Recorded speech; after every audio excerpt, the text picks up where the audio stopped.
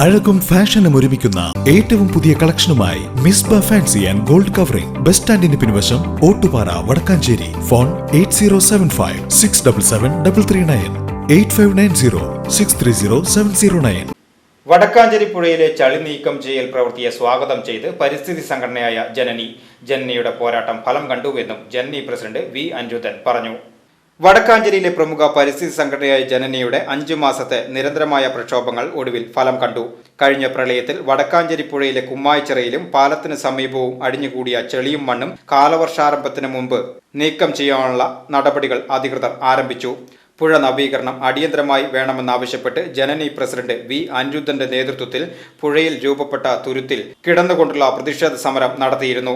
വടക്കാഞ്ചേരി നഗരത്തെ വീണ്ടും പ്രളയത്തിൽ നിന്ന് രക്ഷിക്കുവാൻ മുഖ്യമന്ത്രിക്ക് വരെ നിവേദനം നൽകിയിട്ടും നടപടി ഉണ്ടാകാത്തതിനെ തുടർന്ന് നിരാഹാര സമരവും പ്രഖ്യാപിച്ചിരുന്നു. ഇതിന് പിന്നാലെയാണ് മണ്ണ് നീക്കൽ.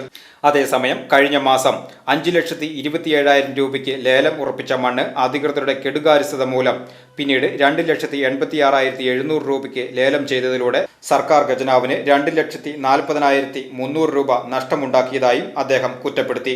മഴയ്ക്ക് മുമ്പ് പുഴയിൽ നിന്നും മണ്ണും ചെളിയും നീക്കം ചെയ്യുവാൻ തീരുമാനിച്ചത് ജനനിയുടെ വിജയമാണെന്നും ഇതിൽ സന്തോഷമുണ്ടെന്നും അദ്ദേഹം കൂട്ടിച്ചേർത്തു. സുഹൃത്തുക്കളെ, ഞാൻ അനിരുദ്ധൻ, വടക്കാഞ്ചേരി ജനനി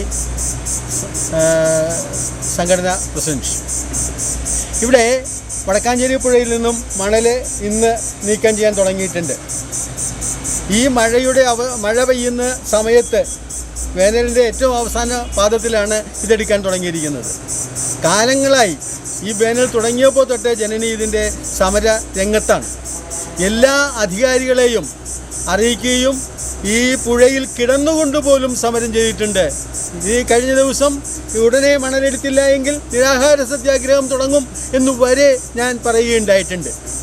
ഇപ്പോൾ അവസാന നിമിഷം വളരെ ശ്രമകരമായി ഈ മണൽ എടുത്തു മാറ്റുകയാണ്.